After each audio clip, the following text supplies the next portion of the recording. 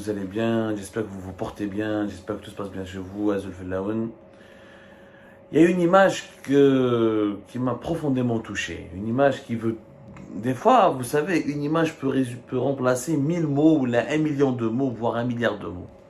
On a beau parler de la désintégration du Maghreb, de l'absence du Maghreb sur la scène continentale, que les Algériens, les dirigeants algériens ne sont pas conscients de l'africanité du pays, qu'ils n'ont pas le sens des priorités, qu'ils n'ont pas compris que l'intégration régionale à l'échelle africaine et maghrébine est le seul planche de salut dans un monde complexe et compliqué en métamorphose permanente. On a beau expliquer cela, mais il y a une image qui résume tout. Cette image a été postée par le président américain Joe Biden. Sur son compte Twitter, on le voit Joe Biden avec le chef du gouvernement marocain, Akhnouch, et 2-3 autres chefs d'État africains, et le premier ministre africain en train de voir le fameux match Maroc-France qui s'est déroulé avant-hier le 14 décembre dernier. Cette image a été postée au moment où les États-Unis d'Amérique à Washington accueillent les travaux du sommet USA-Afrique. Un sommet sur lequel nous avons déjà parlé, Algérie Part, et qui a été raté et qui a été boudé par Abdelmajid Tebboune, une décision catastrophique, chaotique, une décision inconsciente qui démontre bien un petit peu l'inconscience du gouvernement algérien et l'absence d'une prise de conscience des décideurs algériens par rapport aux intérêts géopolitiques majeurs qui engagent l'avenir de notre pays. Brièvement, Abdelmajid Tebboune a raté les 2 sommets économiques et politiques les plus importants de la planète de cette fin d'année 2022. Il n'a pas été à Riyad pour le sommet Chine-Monde arabe du 9 décembre 2022. Il n'a pas été à Washington depuis le 13 décembre dernier où se déroule le sommet États-Unis-Afrique. Donc les 2 grandes puissances économiques du monde, les 2 grands pôles actuellement du monde ont organisé 2 sommets importants avec des régions qui concernent directement l'Algérie, que ce soit le monde arabe ou l'Afrique, et que l'Algérie elle a brillé par son absence au plus haut niveau. On a envoyé notre Premier ministre Ayman Ben Abdelrahman qui a représenté l'Algérie de façon catastrophique. Il n'a pas été à la hauteur ni à Riyad ni à Washington. Il a fait juste du tourisme, un voyage de fin d'année, et il va revenir bredouille, alors que beaucoup de pays africains ont réalisé des contrats. Mais ce qui me touche, cette image, alors, qui a vu sur cette image? Joe Biden a regardé le match Maroc-France, étant donné que le Maroc est la première équipe africaine qui a atteint un niveau aussi élevé de la Coupe du Monde de football, demi-finale. Joe Biden a estimé qu'il était nécessaire et logique et évident d'honorer le Maroc, de le mettre en exergue, de le mettre en évidence. Et c'est pour ça que lorsque le Premier ministre marocain qui s'est déplacé lui-même à Washington pour participer aux travaux du sommet Afrique-États-Unis, Akhnouch, donc, il ne pouvait pas rater ce match. Donc les Américains, ils ont aménagé une petite salle dans laquelle Akhnouch est parti voir ce match-là avec un grand écran. Joe Biden a participé et est venu le rejoindre. Et d'autres chefs d'État et présidents sont partis le voir. Alors, il s'agit, d'après ce qu'on voit sur la photo, de Muhammadu Buhari, président du Nigeria, le plus grand pays en Afrique et la première puissance économique en Afrique aujourd'hui. Elle a dépassé l'Afrique du Sud. George Weah, président du Libéria, grand ancien joueur du football, l'une des stars et l'une des légendes du football africain. Et Abiy Ahmed, premier ministre de l'Éthiopie. L'Éthiopie est l'un des troisième pays peuplés. Pratiquement, il concurrence l'Égypte, 100 et quelques millions. Parmi les 3 pays les plus peuplés avec le Nigeria du continent africain, et l'un des poids lourds de l'Union africaine, et l'un des pays qui réalise les croissances économiques les plus importantes durant ces 10 dernières années, en dépit des événements, des troubles politiques qui déstabilisent ce pays-là. Donc Joe Biden a regardé ce match avec ses dirigeants africains, où Aziz Akhnouch, donc le chef du gouvernement marocain, était présent. Et l'image symbolise tout, bien sûr, l'absence du Premier ministre algérien, elle saute aux yeux. Elle saute aux yeux. L'Algérie, qui était à l'époque de Bouteflika l'un des leaders des pays africains, l'Algérie qui était, lorsque Bouteflika était en bonne santé, en tout cas représentait toujours à très haut niveau, et toujours les projecteurs étaient braqués sur l'Algérie, et les feux de la rampe cherchaient toujours l'Algérie, ce que disait l'Algérie, qu'allait faire le président algérien, quelles étaient les idées, propositions d'Algérie. L'Algérie a une histoire africaine et panafricaine exceptionnelle, et on n'oublie pas que l'Algérie a participé, contribué financièrement, militairement, politiquement à la libération de plusieurs colonies colonies africaines qui ont pris leur indépendance. Et Alger était la Mecque des révolutionnaires. Rappelez-vous, la Mecque des révolutionnaires, Festival panafricain de 1969, le fameux documentaire qui parle d'Alger et qui était la première destination des révolutionnaires en quête de soutien et d'argent, ou de soutien politique ou militaire et en quête spirituelle aussi, pour trouver des idées révolutionnaires, pour établir et créer des projets révolutionnaires pour libérer leurs pays respectifs. L'Algérie est totalement absente. Alors, le Premier ministre Ayman Ben Abdelrahman, soi-disant, il a fait un discours, il dit que l'Algérie a toujours placé les intérêts du continent africain parmi ses principales priorités.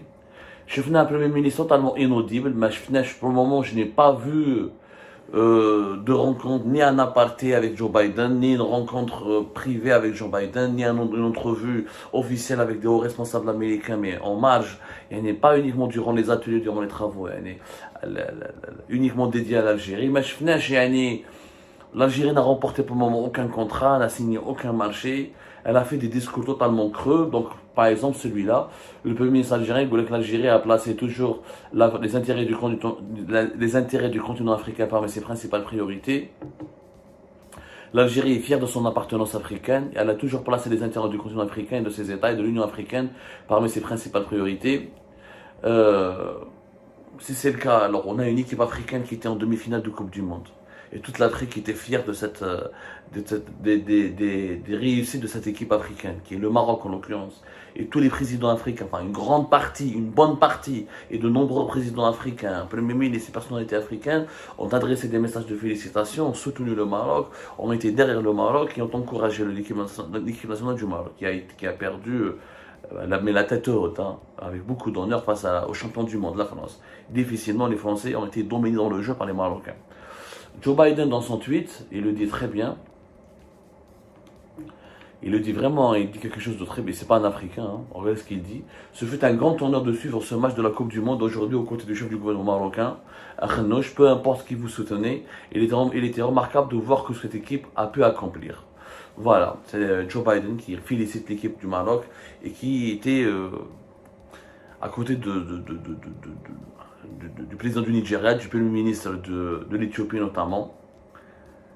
C'était les deux poids lourds un petit peu de l'Union africaine. Je signale que le Nigeria et l'Éthiopie ont soutenu le Maroc à l'occasion de cette Coupe du Monde 2022, alors que le Nigeria et l'Éthiopie ne sont pas des pro-marocains. Le Nigeria a reconnu longtemps le Sahara occidental, a demandé longtemps l'application des résolutions des Nations Unies, il a longtemps reçu les délégations et les représentants du Polisario, il n'a jamais été pro-marocain. Ces dernières années, il a évolué, mais il restait neutre. Mais il n'a jamais reconnu la marocanité du Sahara occidental. Il n'a jamais pris le parti du Maroc contre l'Algérie. Le Nigeria, au contraire, traditionnellement et historiquement, notamment durant les règnes de Bouteflika, était toujours du côté de l'Algérie. Depuis la disparition de Bouteflika, on voit que le Nigeria se rapproche de plus en plus du Maroc, mais n'a jamais franchi la ligne de reconnaître la marocanité du Sahara occidental.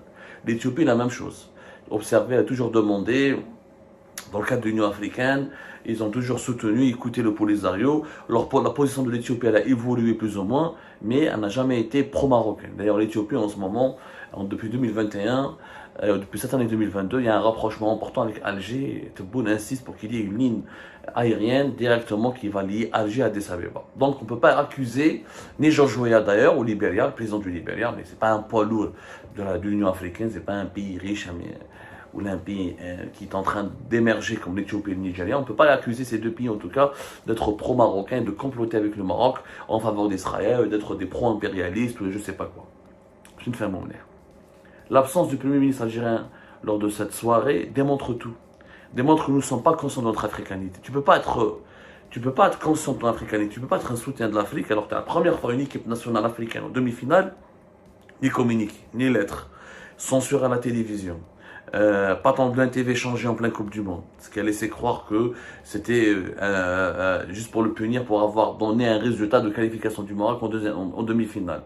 Que des commentaires négatifs, une presse déchaînée anti-marocaine. Finalement, déjà, quand on voit ce que disent les Algériens, comment on traite les Algériens, l'Afrique et les Africains. Sur le Cameroun, on les a insultés d'être des corrompus, des tricheurs, etc. Bakara, comment il s'appelle, Bakary Gassama, l'arbitre gambien de la rencontre Algérie-Cameroun a été traité de tous les noms, il a été lynché. Les Marocains et les marocophobie terrible au sein du régime algérien. واش يبقى والله هادو les intérêts du continent africain et de l'Union africaine. والله. Si tu ne te solidarises pas avec un pays qui offre à l'Afrique un tel exploit historique, et si tu ne te solidarises pas avec un pays qui hisse les couleurs de l'Afrique au plus haut niveau du sport le plus populaire de la planète, et si tu n'arrives même pas à mettre de côté tes malentendus avec ceux, parce que le Nigeria n'est pas d'accord avec le Maroc surtout, l'Éthiopie n'est pas d'accord avec le Maroc surtout, le Libéria non plus, mais si tu n'arrives pas à mettre de côté tes malentendus, tes divergences, avec ce pays-là qui est ton voisin direct, donc c'est toi qui as le plus d'intérêt à coexister pacifiquement avec lui et à trouver des voies de coopération bilatérale, comment tu peux être crédible sur la scène africaine? Comment tu peux parler de solidité, de l'importance de l'Union africaine, de l'importance d'un front interne en Afrique, de l'importance de la solidarité africaine, qui m'a dit Abdelrahman dans son discours, alors que toi-même, tu veux faire la guerre à ton voisin, tu diabolises ton voisin, tu l'ignores, tu le provoques, et tu cherches tout le temps à le minimiser. Et quand ce voisin porte les couleurs de l'Afrique dans la Coupe du Monde de football, tu n'en parles même pas un petit télégramme, on a un petit tweet pour dire bravo à nos voisins, bravo à cette équipe, bravo de nous avoir bien représentés. Où est le Marrakech? Donc, cette photo pour moi illustre parfaitement que l'Algérie elle est déclassée. Elle est déclassée, à l'échelle africaine, elle a perdu toute crédibilité. Sa démarche, elle n'est pas crédible. L'Algérie veut faire cavaler seule, elle ne pense qu'à sa gueule. Elle croit savoir qu'elle est le leader naturel de l'Afrique, mais l'Afrique, elle a totalement changé. Et les pays africains des années 70, les pays africains d'aujourd'hui ne sont pas les pays africains des années 70. Le Nigeria d'aujourd'hui, c'est un géant économique et qui va être une grande puissance économique dans les années à venir. Quand les études, quand les expertises, d'ici 2050, le Nigeria sera pratiquement au même rang que l'Inde et la Chine. Au niveau de la population et au niveau du PIB, il sera un énorme marché. L'Éthiopie a fait un taux de croissance économique que l'Algérie n'a jamais réalisé en 20 ans. Je ne fais un mot, mais les projets, comment ces pays-là sont en train d'évoluer et comment l'Algérie est en train de reculer. L'Algérie ne peut pas être le leader d'un continent qui est en gestation permanente et qui est en plein dynamisme, alors que l'Algérie elle est immobilisée, elle est dans l'immobilisme et elle est en train elle reste toujours enfermée dans des conceptions idéologiques et dans des bagarres idéologiques et politiques qui concernent un mode de pensée hérité des années 70. L'Afrique a changé. Ce n'est plus l'Afrique des années 70. Et le fait que Joe Biden n'a pas donné d'importance au Premier ministre algérien, qu'il a été absent lors de cette soirée footballistique organisée à Washington avec la présence de plusieurs pays, des chefs d'État et des premiers ministres africains, que l'Algérie n'a même pas eu le courage, n'a même pas eu l'élégance, n'a même pas eu la correction de soutenir une équipe africaine, le Maroc en l'occurrence, alors qu'il y a en plein sommet Afrique-États-Unis. Au moment où on veut, soi-disant, relancer les partenariats avec les pays africains. C'est pas crédible. C'est pas crédible. Cette photo montre très bien que l'Algérie est déclassée, elle est complètement déconnectée des enjeux africains, que l'Algérie, elle veut absolument imposer une vision idéologique et elle veut imposer aux pays africains un mode de traitement des relations internationales qui est vieillot. Genre, t'es pas d'accord avec ma vision politique, donc on n'est pas amis, donc on arrête les relations diplomatiques, on arrête de commercer ensemble, alors qu'aujourd'hui, le monde aujourd'hui, qu'on a sur l'émission du Qatar, il est déterminé par le business, par les relations basées sur le business, par les relations basées sur le gagnant-gagnant. Là, ça dit l'idéologie. On n'est pas d'accord, le Nigeria n'est pas d'accord avec le Maroc concernant plusieurs questions politiques dans le Sahara occidental. Ça n'empêche pas de faire des affaires avec lui et de traiter avec lui, de le reconnaître, de le saluer. Et quand le Maroc fait des bonnes choses, il le dit. Et lorsque le Nigeria fait des bonnes choses, le Maroc le dit. Idem pour l'Éthiopie, idem pour le Libéria. Cavalier seul. On est en train de guerroyer avec tout le monde. Tout le monde se méfie de l'Algérie maintenant. Je ne sais pas qui sont nos amis aujourd'hui. Mais qui sont nos amis? Les Italiens qui achètent notre gaz, les Qataris, parce qu'on est qui nous soutiennent, parce que voilà, ils veulent nous utiliser pour maintenir, pour protéger les frères musulmans en Tunisie, etc., et pour ne pas emprisonner Renouchi, etc. Ma femme, qui sont nos amis? La France, avec laquelle on vient de se réconcilier. Il y a pas mal d'interrogations, mais cette photo, encore une fois, elle montre tout. Une Algérie absente, dont l'influence est de moins en moins importante parce qu'elle est en train de mener des combats et des guerres. Elle se trompe de combat, elle se trompe de guerre. Et elle est en train de semer l'hostilité et la zizanie au moment où nous avons besoin d'un monde, d'un Maghreb uni et solidaire et d'un Maghreb basé sur le business et les